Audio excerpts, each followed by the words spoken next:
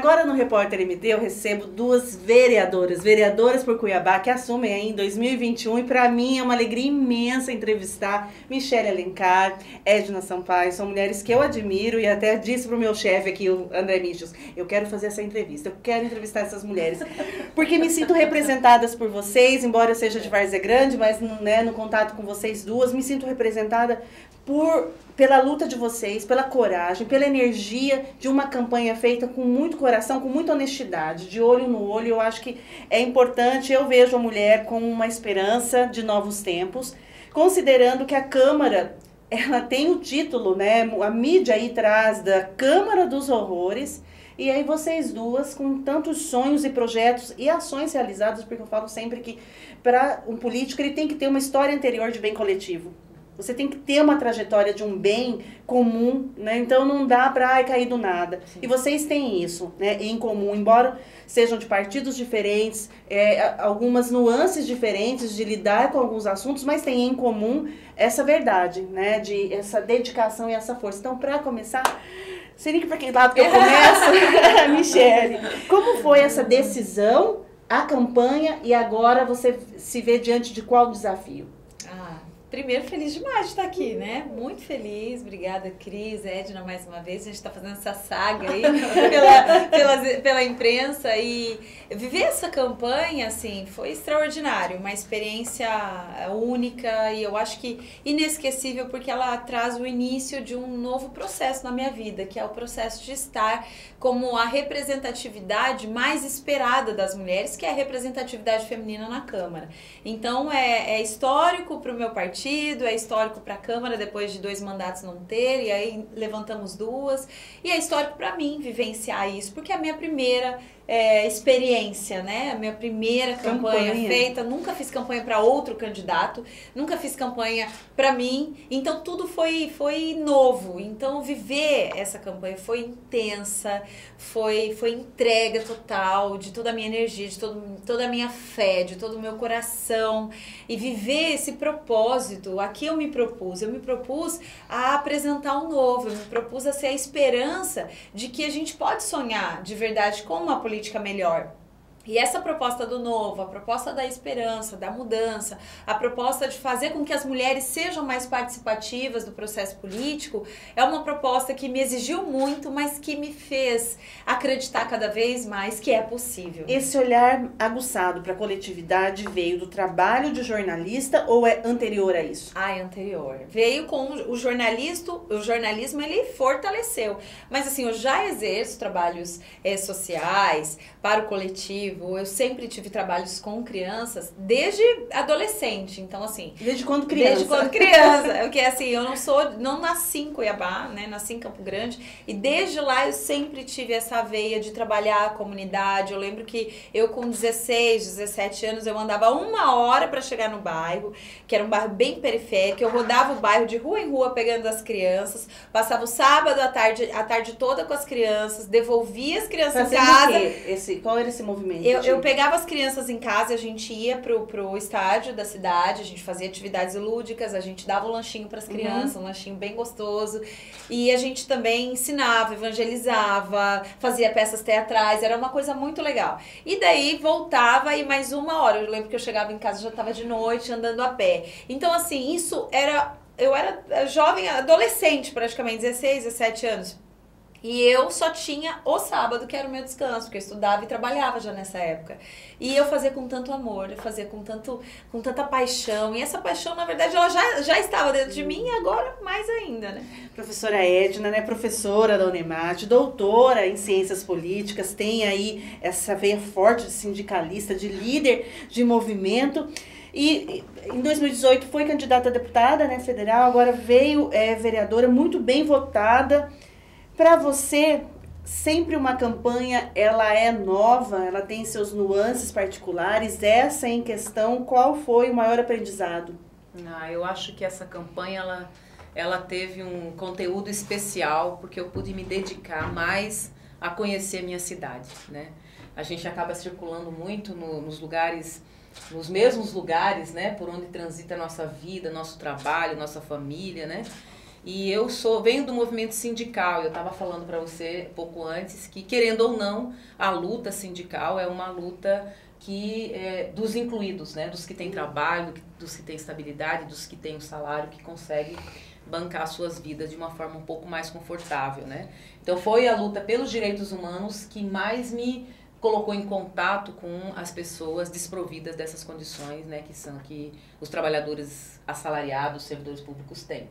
E essa campanha me botou em contato com uma Cuiabá ainda mais complexa, mais desigual e mais desconhecida mais por abissal. Você em algum aspecto. Acho que assim, a gente conhece, obviamente, mas a gente também não conhece tudo e não tão profundamente. Vocês puderam né? destrinchar a cidade, a gente né? conhece, Então, mas até então a gente não tinha esse contato da realidade, estar inserido nesses lugares, né? Eu acho que assim, para mim foi um aprendizado muito grande. Eu estava falando, eu sou professora de sociologia, né?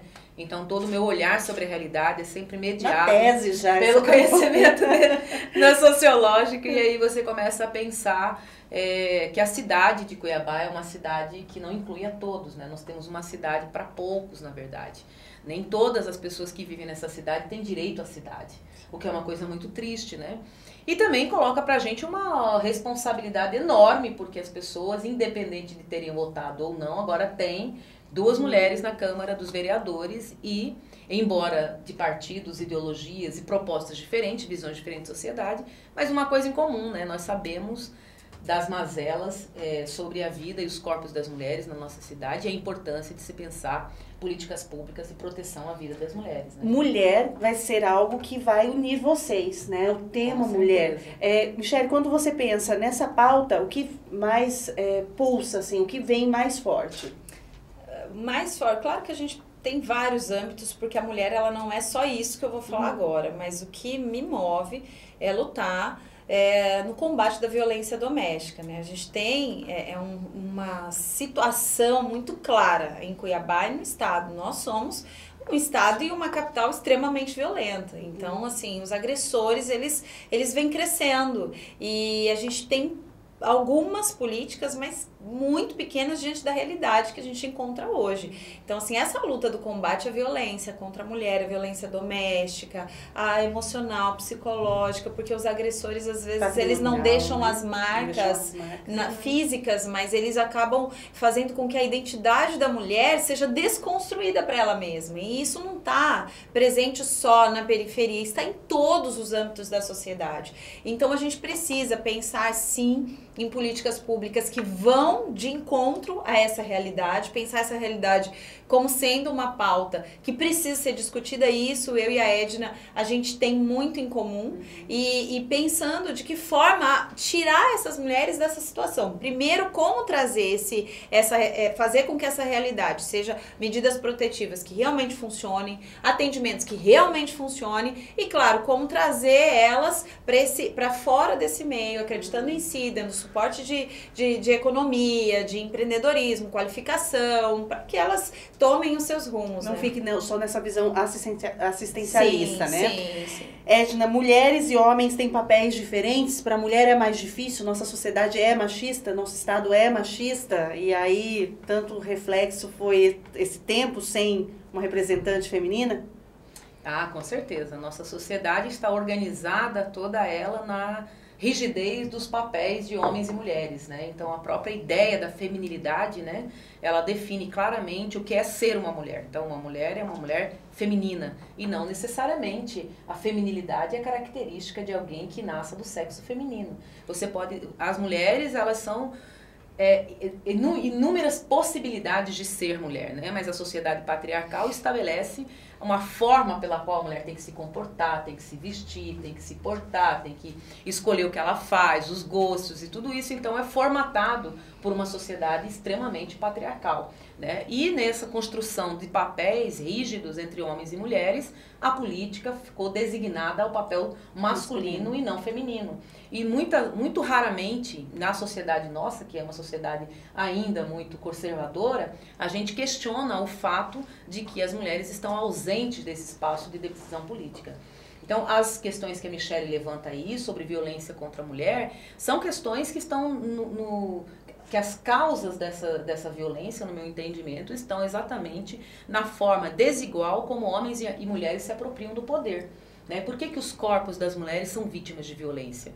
E por que nós não vamos resolver o problema da violência contra a mulher apenas com políticas públicas que possa proteger as mulheres dessa violência? Porque a razão pela qual as mulheres sofrem violência é a forma desigual na apropriação do poder. Então, quando nós mulheres tivermos poder, tanto quanto os homens, os nossos corpos não serão considerados corpos vilipendiáveis, não serão considerados corpos sujeitos à violência. A gente tem mais chance de Exatamente. Dialogar de igual para igual. Exato, porque tem um poder, nós somos uma sociedade cultural, né? Então nós não estamos no nível da sociedade natural, vamos dizer assim. Nós construímos o que é papel do homem e o que é papel da mulher.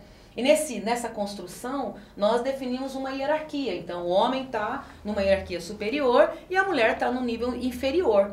Então, isso faz com que a mulher ela seja uma espécie de presa do predador, que é o macho. Então, há algo de primitivo numa sociedade que foi culturalmente construída. Se nós formos capazes de construir relações sociais a partir da nossa racionalidade, nós devemos também estabelecer outras relações sociais de gênero. Desconstruir essa. Exatamente. Essa que nos coloca num lugar de subalternidade sujeitas à violência. E vocês acreditam que vocês, estando nesse papel de vereadoras, encorajam mais mulheres a lutarem pelos seus espaços, a se posicionarem? Foi exatamente isso que me moveu a vir para a política. Foi essa falta de representatividade que... Por quê? Porque poucas mulheres até então se colocavam à disposição desse processo. Então, ter a coragem de romper algumas coisas que até então nos prendiam. Ah, vai ser muito difícil. Ah, minha família, meus filhos e tal, meu emprego. E tal. Porque assim, gente, convenhamos, a mulher já tem tanta coisa para pensar, ela já tem tanto problema para resolver, e se meter com política até então para a mulher é só dor de cabeça. Então, desconstruir esse pensamento de que nós precisamos participar sim, porque isso vai impactar na família que a gente luta por ela, isso vai impactar nos filhos que a gente tenta proteger e lutar por eles, pela nossa casa, pelo nosso emprego. Então, eu falei, bom, já que ninguém vai, alguém precisa ir para criar esse conceito de que cada vez que a gente vai, a gente se fortalece no processo. Então, foi aí que eu decidi, então vamos lá, vamos sair da arquibancada e vamos pra luta. Edna, qual a outra pauta que você acha que é urgente para Cuiabá? Eu acho que é a pauta do racismo. Eu acho que o racismo é algo que tanto, talvez até mais do que a questão de gênero, é algo que a gente não debate. Você é do movimento negro também. O racismo, a gente naturaliza o fato da gente viver numa sociedade, numa cidade, onde a maioria da população é preta ou parda, e você não encontra pessoas pretas e pardas nos espaços de poder. Não encontramos na mídia, não encontramos... Se você liga a televisão, você não vê gente preta, né?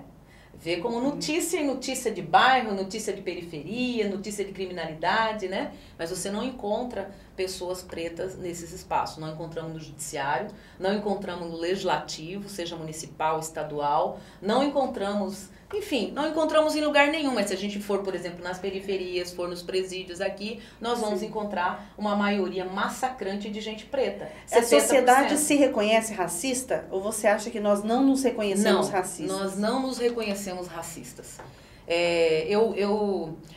No século XIX foi produzida uma teoria sobre a questão do embranquecimento. Né? Então, essa teoria, ela é uma teoria que vem da produção científica daquele período e que foi introjetada no senso comum.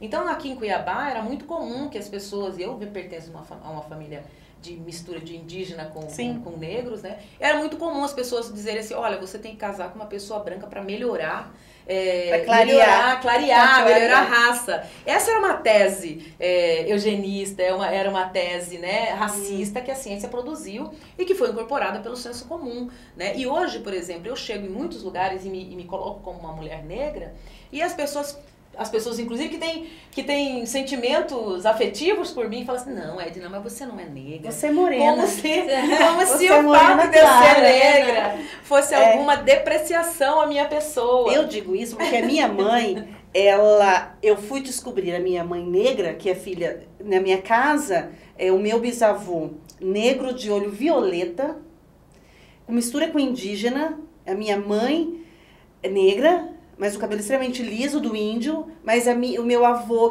o outro avô que era de português, de olho azul com alemão, então era aquela mistureira. Sim. E aí eu fui descobrir que a minha mãe era negra e ela se identificar como negra com o Joel Zisto, cineasta, num evento. Que quando eu fui responder, eu fui fazer um questionamento, a plateia me questionou o lugar de fala. Nisso a minha mãe levantou. Quando a minha mãe levantou, o Joelzito falou assim, ela tem sim o lugar de fala dela. E porque essa coisa do moreno, e de se conhecer. E quando a gente se reconhece como, minha mãe é negra, preta e eu sou filha de preta, é libertador e é um avanço para o olhar do outro. Sim.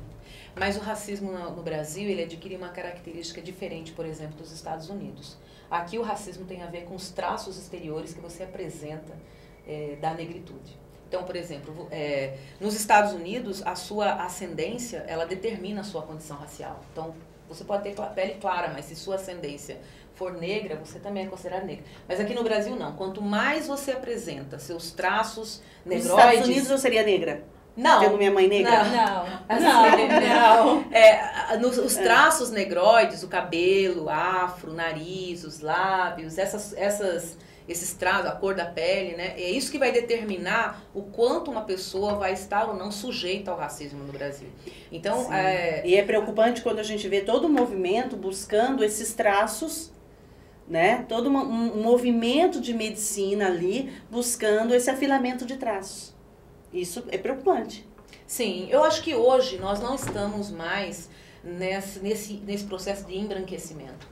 Acho que houve um período no Brasil em que o movimento pela afirmação da igualdade racial permitiu que uma juventude, uma geração de jovens negras e negros assumissem de forma muito orgulhosa a sua condição de negritude. Sim. Isso é muito positivo. Isso é muito bom. E a própria eleição, a minha eleição, também tem a ver com uma necessidade que as pessoas têm de se ver representadas. Né? Sim. A educação, que é muito forte, né? Professora Edna, a educação está ali inserida? Com certeza. A educação é a chave que nós temos para a promoção do mínimo de condições de equidade entre as pessoas, né? Eu digo sempre que quem me salvou foi a educação, porque eu venho de periferia, minha mãe é professora alfabetizadora, meu pai é motorista de caminhão, eu e a minha irmã somos as primeiras a entrar numa universidade, as primeiras a fazer mestrado e doutorado, né, numa família extensa de pessoas que não tiveram acesso à educação, né? Então, enquanto a minha geração e a que veio antes de mim sequer pôde sonhar com uma universidade, hoje todos os meus filhos estão na universidade, se formaram, tem uma última. Então, a educação muda a possibilidade de mobilidade social, e isso é fundamental. No Brasil, os países como o Brasil, que a desigualdade é abissal, a diferença de rendimento entre quem tem ensino superior e quem não tem é extraordinária. Né? Então, não podemos minimizar o impacto que a educação, especialmente a educação superior, tem na vida do trabalhador e da trabalhadora. Então, nós precisamos abrir as portas para que as pessoas possam ter acesso à educação de qualidade também, né? E por isso que uma das minhas propostas é articular, e eu quero contar com a Michele para isso, articular para que a Unemate seja implantada em Cuiabá e atenda a população mais pobre, a população que não tem como pagar um curso privado, né? Sim. Isso é essencial, né? Elas já estão fechando aqui. Já estão lá, porque assim, ouvindo a sua história, assim, é muito parecida com a minha. Eu estudei a vida inteira em escola pública. A minha mãe é professora alfabetizadora, tanto que ela ela começou atendendo as creches. A minha irmã cresceu dentro de uma creche pública, onde minha mãe atendia. Você chegou a vender galinhas, Eu vendi galinha em cima de um caminhão. Eu tinha 10 anos, eu já trabalhava com meu pai. Como eu era mais velha, então eu vendia. A gente vendia. Então, assim, conhecer a periferia pra mim é a minha vida, porque a gente vendia galinha. Eu em cima do caminhão, meu pai dirigindo com aquele alto-falante, e eu em cima do caminhão e a gente rodando toda a periferia que o povo comprava galinha viva. Então, aí saía de madrugada, 3 horas da manhã, a gente ia na granja, porque não podia buscar no dia anterior, que a galinha emagrecia. Aí buscava na granja, vendia a manhã inteira, eu chegava, tomava banho correndo e ia pra escola. Então, assim, desde cedo é uma vida de luta. E a escola pública, e eu fui essa pessoa que lutou muito para fazer uma faculdade. Né, que você chegou onde está. Foi pela educação. Foi pela educação. Das minhas irmãs, assim, eu fui a primeira que foi para faculdade, que incentivou elas a irem para faculdade. A minha mãe, depois dos 40 anos, foi fazer faculdade, entende? Então, assim, essa é a parte da educação, para mim, é fundamental, é a transformação que a gente precisa para a nossa sociedade. Agora, você tem uma característica que é muito forte, e eu sinto isso, que é a questão da fé e da religiosidade. Quando você pensa, né, num espaço público, né, que é a Câmara, representando múltiplas pessoas, né, uma cidade com várias identificações religiosas, como fica a Michele, evangélica, que está ali como liderança de uma igreja? Continuo sendo eu e exercendo o meu papel de representante de um todo, porque a partir do momento que você se propõe a viver isso, você deixa a individualidade, parte para a coletividade. Então, assim, eu nunca vou negar a minha fé. Eu nunca vou deixar de acreditar naquilo que eu acredito, mesmo sendo uma representante do todo. Até porque eu não posso me esquecer que o que me trouxe até aqui foi aquilo que eu acredito, é aquilo que eu sou. E isso eu vou levar para o resto da minha vida. Agora, as decisões que elas vão ser tomadas, as decisões de impacto, elas precisam respeitar muito mais do que só a minha fé. A gente não tá ali só para isso, né? Então, eu não negocio aquilo que eu acredito, mas entendo que a gente está numa sociedade múltipla mesmo, né? Meninas, oposição. Qual a diferença para vocês entre oposição inteligente e oposição desrespeitosa? Quem começa? Como é lidar? Porque vocês são mulheres assim, e a gente sabe que um espaço, né, de várias ideias ali, vocês vão estar no espaço masculino, as questões acontecem, as diferenças acontecem, independente de quem for o prefeito, vocês têm suas particularidades, né? A gente tá aí indo para o segundo turno, mas independente disso, como vai acontecer esses posicionamentos? Eu acho que tanto o posicionamento da oposição com relação à prefeitura, que muita gente pergunta sobre as nossas diferenças partidárias, vai ter oposição com a Edna e tal. Tipo assim, eu acho que é tão claro quando a gente acredita em algo, a gente se posiciona, e eu acho que tem que ser o mais claro possível, que você vai entender até, porque o limite do outro começa quando termina o seu ali, né? Você entendendo isso, eu vou te respeitar, porque pra mim o bom senso e o respeito, eles estão acima de tudo. Eu posso subir numa tribuna, dar o meu posicionamento, o meu recado, falar o que eu preciso falar, desde que ele não ultrapasse o bom senso e o respeito com o outro. É possível falar tudo com respeito, É possível. Né? Então, assim, eu posso continuar tendo posicionamentos diferentes da Edna, do prefeito, do presidente da Câmara e de quem for. E eles vão ser pautados porque eu tenho a minha ideologia e você tem a sua. E foi eleita por isso. Vocês eleitas por isso. Fomos eleitas por isso. Votações, exatamente. Gente, votações importantes. Elas não só ganharam, mas ganharam muito bem. Eu acho que, assim, eu não sei. Eu sou imparcial. Eu não sei a Edna, mas pra mim isso é claro dentro de mim, entendeu? Eu vou me posicionar, vou ter que me posicionar. As pessoas esperam isso de mim.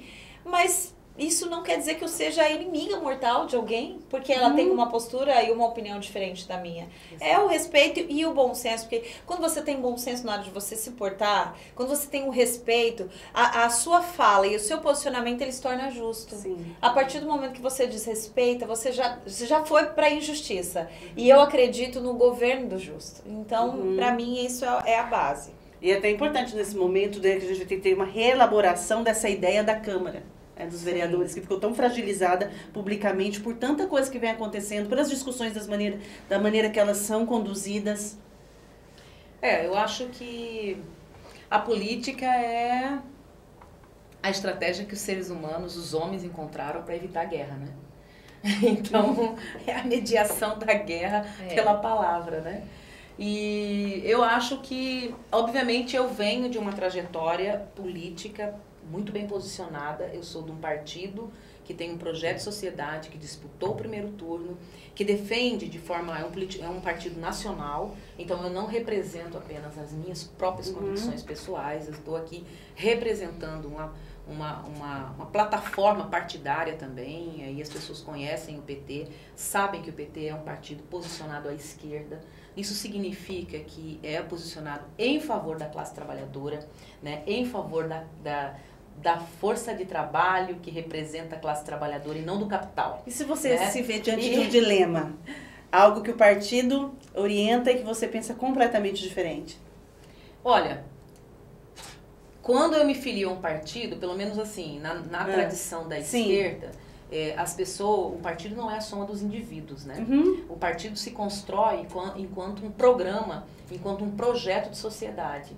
Então, quando você entra com um partido político, você renuncia parte da sua liberdade individual para poder compor a discussão e a compreensão coletiva. Então, num processo de discussão dentro do partido, o meu papel é exaurir todos os meus argumentos para aquelas posições que eu acredito, mas exaurida toda a argumentação e vencida, eu tenho que seguir a orientação do meu partido. Então, essa é a minha concepção de organização política, né? Porque senão você tem um amontoado de gente, que cada um pensando de um jeito, e você não identifica qual é o programa daquele partido. E eu acho que as pessoas precisam saber, quando elas votam num candidato, que elas não estão votando apenas naquela pessoa, elas estão votando numa plataforma, numa visão de sociedade que o partido ao qual aquela pessoa está vinculada defende. Então, é um serviço que a gente presta à sociedade, aos eleitores, esclarecer a importância do partido. Sim. Então, é por isso que quando eu me coloco como candidata, as pessoas falam, mas se você não fosse do PT. Não, eu sou do PT e votam em mim quem não nega o PT como possibilidade de representação política na Câmara dos Vereadores ou em qualquer espaço. Eu tenho orgulho de ser petista e orgulho de tudo que meu partido produziu ao longo da história em favor da classe trabalhadora. Então, eu penso que ser partidária é compreender que política não se faz sozinho. E por mais carisma que eu tenha pessoalmente, eu sou vinculada a um projeto de sociedade que são dilemas, né? A gente tem aí dilemas, né? E não é... Exato. Olha, meninas, a gente encerrar aí, que eu já passei o tempo, né, Pedro? Ih, já estourei o tempo. Eu gostaria que vocês, assim, terminassem cada uma dizendo, assim, dessas... A partir do 1º de janeiro que vocês tomam? 1º de janeiro. O que se pode esperar da professora Edna e da jornalista Michele? Eu sei que Michele também daria uma entrevista sozinha com cada uma, né? Social, esporte, você é muito ligada no esporte, natação do meu filho. Ela é super ligada, e isso é verdadeiro, é do dia a dia, a professora Edna da educação. Então, quem tem sua trajetória nesses dois movimentos onde elas estão inseridas sabe, né? Do compromisso de cada uma com os seus pares. Então, para terminar isso, cada uma de maneira breve, 1º de janeiro, o que pode se esperar da Michele e da Edna? Eu? Bom, eu acho que o que as pessoas que confiaram o voto a mim e esperam, não só aquelas que confiaram o voto a mim, mas que agora estão depositando a confiança já eleita, é uma vereadora que vai exercer aquilo que se propôs a fazer, exercer o papel do vereador, que é legislar. A gente não é executivo, mas é legislar, fiscalizar e claro, buscar alternativas com o executivo para que a gente junto possa oferecer o melhor para a população, para que a gente se entenda que quando uma lei é feita e é aplicada e chegada até ao cidadão e cumprida, todos ganham. Então, assim, é muito trabalho. A minha vida é feita de trabalho, desde muito pequena eu comecei o trabalho. Essa aproximação com as pessoas, essa aproximação vai continuar, né? Eu quero poder... encerrar um mandato sabendo que de alguma forma a minha passagem por ali impactou as vidas de alguma maneira, trouxe a elas uma alegria de saber que a gente tem representantes comprometidos com quem de fato a política é feita para as pessoas, né? Então, claro que cada um encaixado no seu espaço, no seu ambiente, na sua forma de fazer política, mas as pessoas precisam ser beneficiadas de alguma forma. Então, que o meu papel como vereadora consiga fazer isso e consiga fazer essa sementinha que a gente está aqui semeando junto, da esperança, da mudança, da representatividade feminina na política. Esse mandato em que a gente possa inspirar outras mulheres, que o próximo venham mais, né? Quem sabe, acho que eu vou sair candidata. Já tem incentivo, super. Tem apoio. Então, eu acho que as pessoas que votaram na Edna Sampaio podem esperar um mandato combativo, de fiscalização, mas também um instrumento de voz da população naquele espaço parlamentar.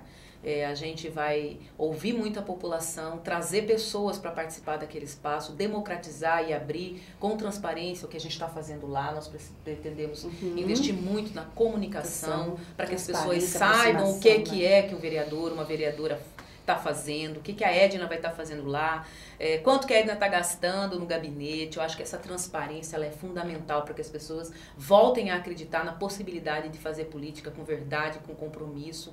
Eu acho que nós, mulheres, temos um grande desafio nessa gestão, que é trazer outras mulheres para a cena política. Eu não acredito que alguma mudança vá acontecer nesse país enquanto as mulheres continuarem como maioria do povo trabalhador e completamente ausente dos espaços de poder. Para renovar a política, é preciso que mais mulheres participem dela. Edna Sampaio e Michele Alencar, minhas entrevistadas de hoje.